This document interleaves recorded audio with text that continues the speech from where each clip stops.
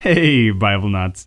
This episode's going to be a bit different than most of our other episodes since it will kind of act as an interim episode. It's going to prime us for the coming episodes on the Epistles. So it's mostly just a ton of information.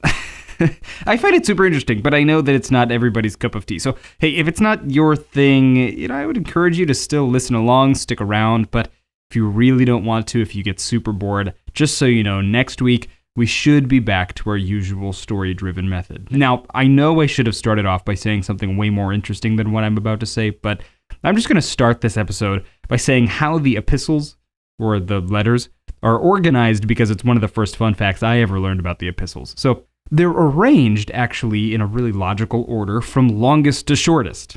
Go figure. And then Hebrews, which is long and anonymous, the longest of the non-Pauline letters. And then it's James, and then Peter's letters, John's letters, and Jude, which is the shortest of the non-Pauline letters. So they're all just arranged, longest to shortest.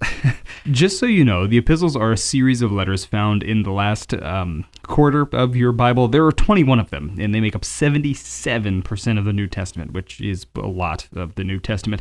13 of these letters, 13 of the 21, are attributed to the Apostle Paul. Now, I should say that the epistles are historically difficult to interpret, and to understand why, we need to understand the entirety of the Christian tradition. Don't worry, we're not going to go through it all. What we need to know is that the Christian tradition and the Bible itself, they both claim that the Bible are the very words, the thoughts, the ideas, the plan of the God of the universe. So if we were to believe this, which not everyone does, it'd be easier if you played along, but I get it, not everyone believes this. But if we believed this, then it would stand to reason that interpreting the Bible accurately would be the wise thing to do. And by association, interpreting the letters would be the wise thing to do. And by accurate, by the way, I mean interpreting the Bible, interpreting the letters as close to the intended meaning of a given passage as possible. The unfortunate thing about this is that the epistles are really hard to interpret. And here's why. The church has historically interpreted the Bible in several ways. Some have proven to be more faithful than others, but it would seem that to stand the test of biblical interpretation, you need two main ingredients. The first is a robust grasp on the literary context of a given passage. You know what comes before, if you know what comes after, you're right on the mark of knowing what a passage is trying to say. For example, if there were, say, a psalm that were removed from its chronological context, then the ability to put that psalm back into the context in which it was written will likely get you closer to a more responsible interpretation than not doing that, which is exactly why biblical scholars and interpreters will put the headings at the top of the Psalms. The literary context also involves noticing when phrases are repeated throughout the whole biblical narrative or a book. Like, for example, the word grasp. It appears in Colossians a lot, and it's a direct reference to when Eve grasps the fruit of the tree of knowing good and bad. Same word. Another way that the literary context is important is allowing the Bible and allowing specific letters and books to define terms for itself. We do have the ability to put individual verses of the epistles into their literary context, but I should note that it is really difficult to put whole books into their literary context. We basically have nothing to go off of, except for the book of Acts. We can think of the book of Acts like the main series of a television show, so, I don't know, Cheers. The epistles are just spin-offs of the TV show, so Frasier. We have very little narrative to contextualize the letters into, except that which is found in the book of Acts. So if you want to know more about the Ephesians, you go to Acts, where Paul visits Ephesus. The letters of the biblical authors would be more accurately thought of as like essays, so they're all trying to persuade the audience to think like the authors are thinking. And I do say the authors very purposefully because it was most likely a team of writers that wrote each letter.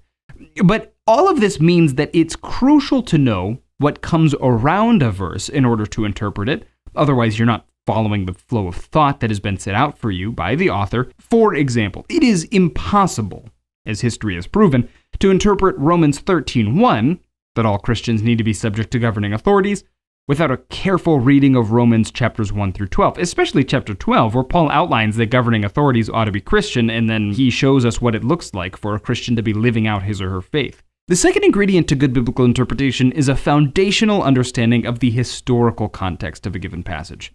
What is going on in the historical world at that time will give great insight and clues as to what a passage might be saying.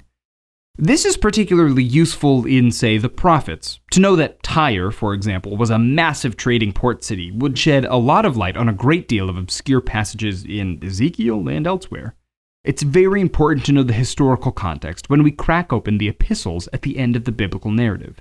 So, we have to look at the historical context. The historical context is what we really need to focus on, and it has been being pieced together by historians for centuries. But other than that, we really have very little else to go off of. Now, if you're sitting there thinking, this all sounds really, really complicated, that's all right. Because it makes our job as readers, separated from these letters 2,000 years later, all the more difficult. But certainly not impossible. Another way to say all of this is that in order to understand what any verse or any passage in the epistles is actually saying and how it actually applies to our life, then we must know the historical context of that letter. And this sounds great and simple and all, but let me just give you some examples, and I'll show you just how crazy the historical context will change the meaning of a given passage. For now, let me just ask you this quick question. Think of this like a litmus test for knowing how to interpret a letter in the Bible. What is the historical context for the Corinthian letters? Why did Paul write it? Do you know what kind of culture a Corinthian lived in? Was it chaste? Was it loose? What was their number one export, for example? You see, the answer to all of these questions will ruin all of your favorite Bible passages from this book. So, with that being said, this is Bible Unbound. Let's explore.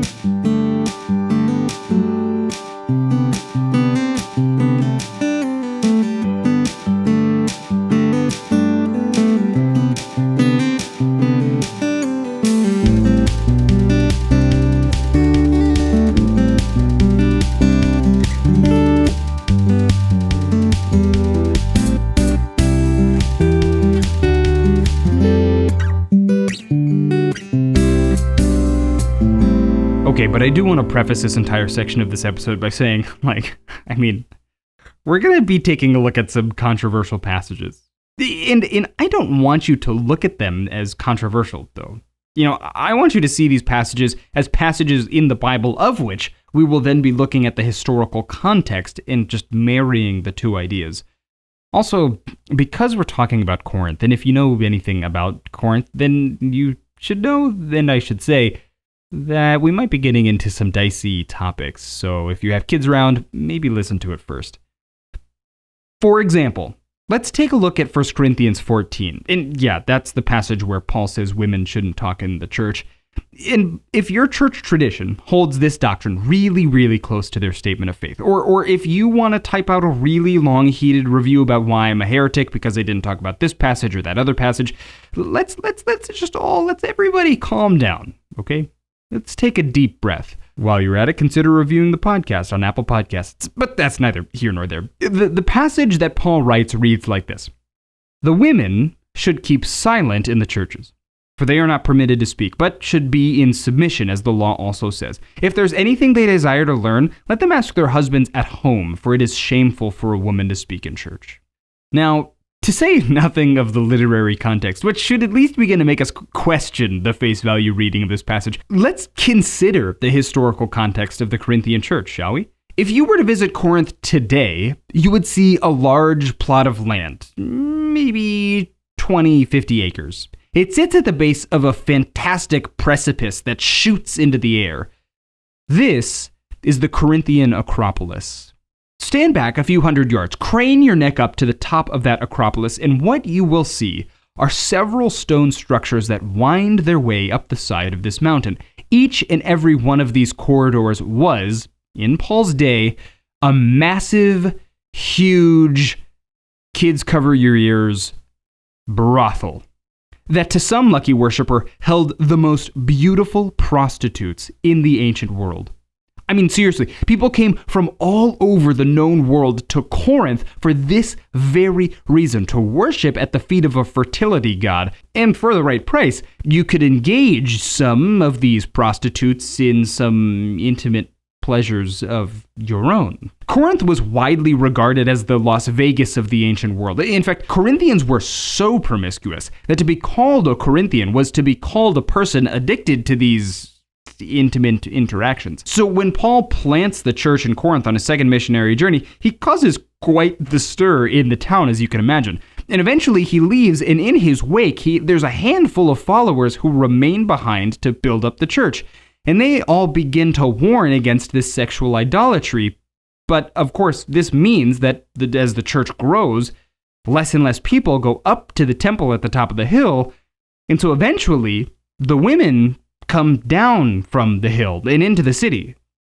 This would be fine normally if they didn't begin to enter into the church that was established there. And while in the church, Corinthian tradition has it at least, the prostitutes would coerce the men back up with them to the hill. And this divided the church in Corinth. Even though this is tradition, this is not that far of a stretch to assume, since the Corinthian church had tons of problems with idolatry, sexual promiscuity. I mean, we could see that in the letter. But even if none of that was true, women in the ancient world weren't allowed to read anyway. And so by association, they couldn't interpret the Old Testament. And since the New Testament church allowed women to be a part of the assembly, and the assembly time, unlike today's church, consisted just of random people standing up to read and interpret the Old Testament through the person of Jesus Christ, then it's also more than likely that the pagan Gentile women that did end up repenting of their prostitution and joining the church shouldn't begin to interpret the passages of Scripture right away anyway, simply for the sake of wisdom. Paul is saying that they should grow in their understanding of the Old Testament scriptures before they stand up and speak in the church. At the end of the day, though, I guess we don't know with 100% accuracy what Paul is intending here, but we can begin to see that with the historical context in mind, we can at least piece together an accurate interpretation of the passage and thus a more accurate application of the passage. Next, let's talk about a less controversial passage. It's one that often gets misunderstood due to a lack of historical context, but I think it's really beautiful. That's the Colossian church.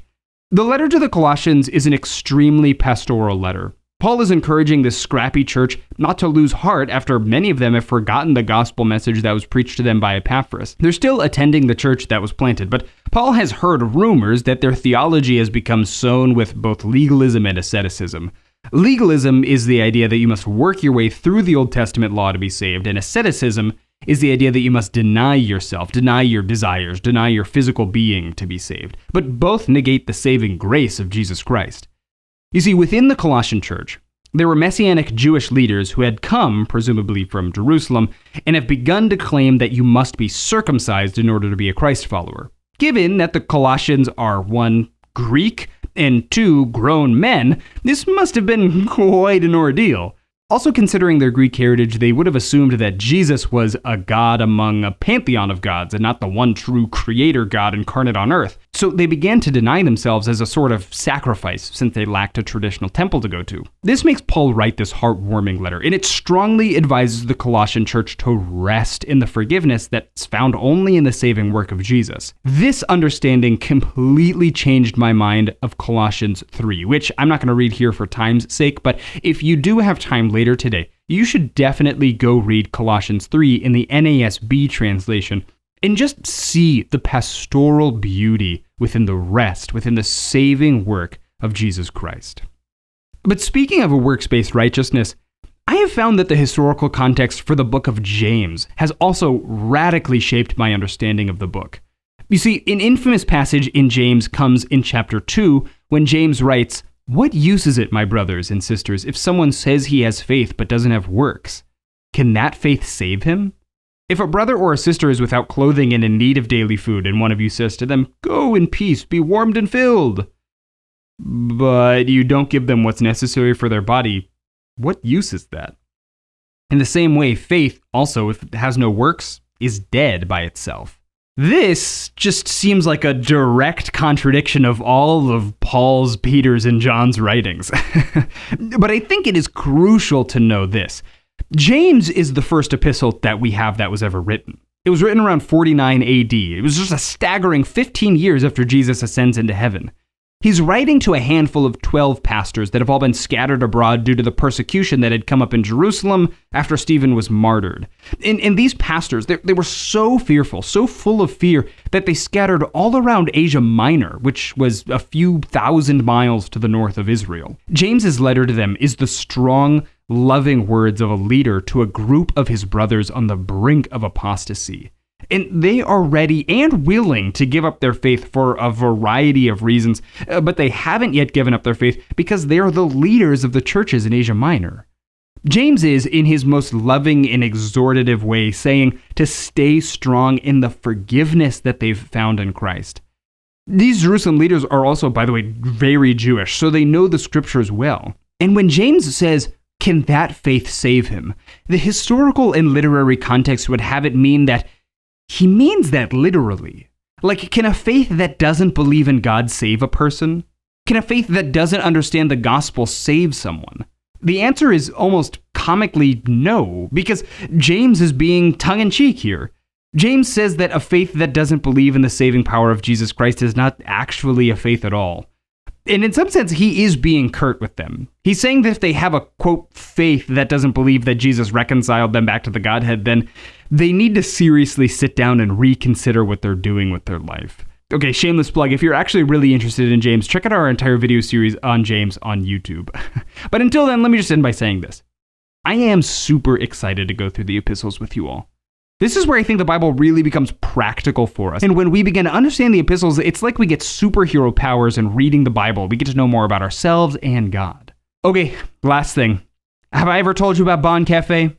It's an amazing coffee company where when you buy a 10-ounce bag of coffee, it goes to support an orphaned girls' home in Haiti that they run. But now, when you use discount code UNBOUND at checkout, you will automatically also support Bible Unbound's mission as well. So it's a total win-win. When you buy a bag of coffee from BONKAFE, you support an awesome mission in Haiti and an awesome mission in your ears. So check out BONKAFEHaiti.com. That's BONKAFE Haiti.com. BONKAFE Haiti.com. And use discount code UNBOUND at checkout. Link, of course, is in the show notes. Thanks so much. This was Bible Unbound. We'll see you next time, Bible Nuts.